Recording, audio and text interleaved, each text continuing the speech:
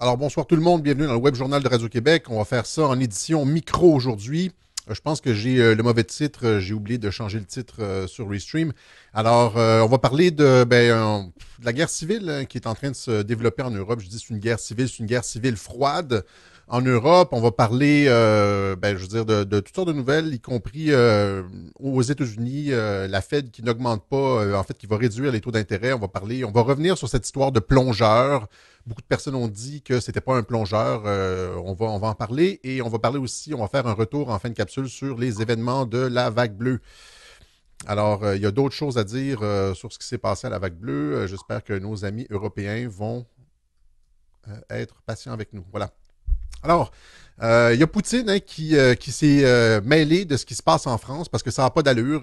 C'est le seul, en fait, avec Salvini, qui a exprimé des préoccupations face à la répression policière sans précédent dont on est témoin en France. Les forces de l'ordre n'ont pratiquement plus aucune retenue, frappent des gens qui ne font rien sans défense. Les témoignages se multiplient. On essaie de casser définitivement le mouvement. Macron qui a essayé toutes les tactiques pour briser les gilets jaunes, l'infiltration par la police, par les agents provocateurs, etc. Ça ne fonctionne pas. Et là, on y va full matraquage en noir.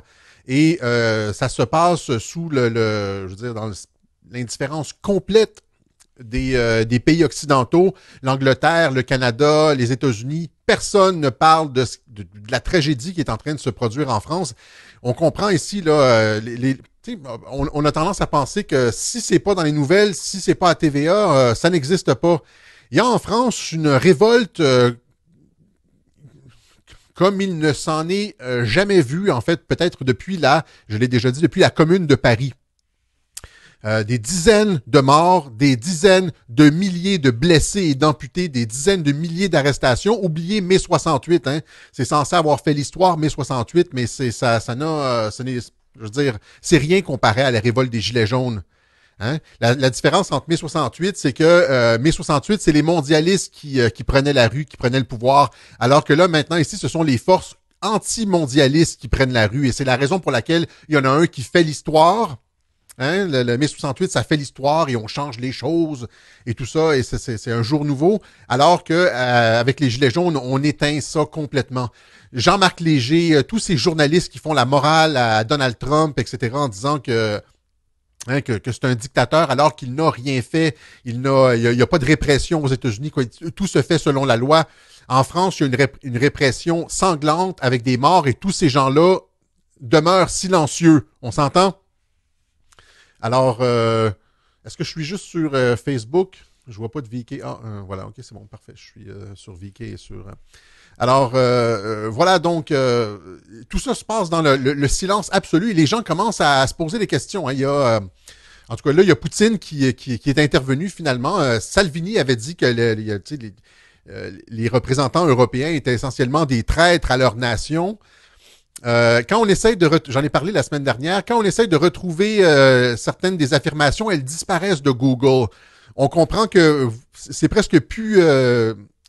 comment je pourrais dire, pertinent d'utiliser Google comme moteur de recherche, j'ai tellement de misère à trouver les informations que je souhaite obtenir avec Google, c'est pratiquement impossible. Alors, je pense que je vais commencer, je pensais que c'était utile, Google, c'est là qu'on en avait le plus, puis que de toute façon, j'avais pas besoin de me cacher parce que je suis une figure publique, mais on n'obtient plus rien avec Google, c'est juste la version officielle pendant 10 pages, c'est une perte de temps maintenant d'utiliser Google.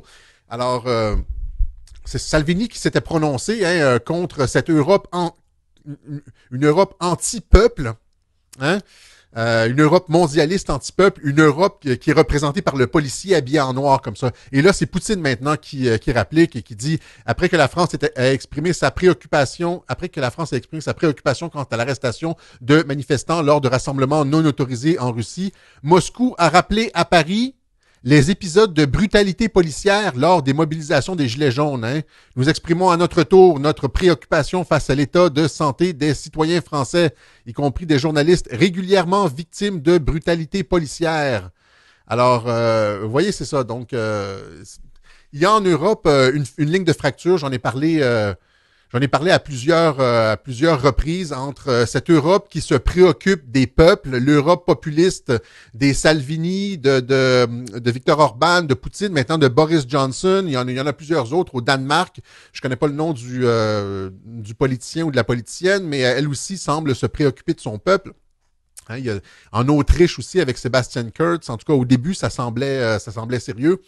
Et cette Europe mondialiste qui ignore complètement son peuple et qui fait venir des migrants qui jettent des vieilles personnes à la rue en leur serrant la ceinture, en augmentant les prix du carburant, en augmentant les taxes, en réduisant et en traitant.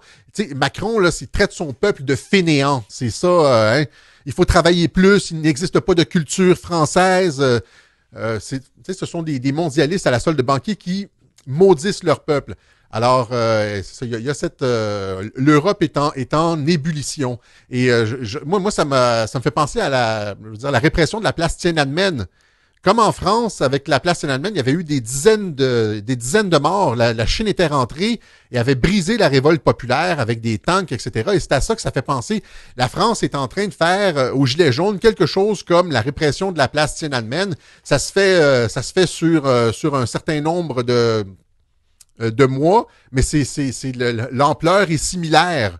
Et ça se fait dans l'indifférence complète des médias. Alors, si vous vouliez une preuve d'une conspiration du silence des médias face à la montée des populismes, incluant les maisons de sondage qui tronquent les chiffres afin d'influencer les élections, les journaux à la solde des mondialistes, vous l'avez là ici, le silence radio complet sur ce qui se passe en France, ici et partout ailleurs, en Occident.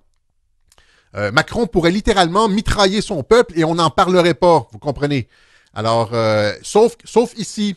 Ici, on a, c'est QAnon. Aux États-Unis, les gens, moi, les seules nouvelles que j'ai vues sur les Gilets jaunes, ce sont les gens qui s'intéressent à QAnon. Q qui a posté ce message-là, le message 3540, qui donne un lien Twitter où on a un journaliste anglais qui parle de la répression qui se fait dans le silence. C'est David Vance qui dit « Macron stormtrooper pulverized those who dare dissent his policies. UK media remain mute. No coverage. » Aucune couverture médiatique sur la répression sanglante des Gilets jaunes en France par la police, les stormtroopers de Macron, comme il dit. Et là, c'est ça. Et Q qui donne la nouvelle aux États-Unis. Alors, aux amis français, les Gilets jaunes en France, il y a des gens qui se préoccupent de votre sort et c'est posté directement par QAnon, une source à la Maison-Blanche.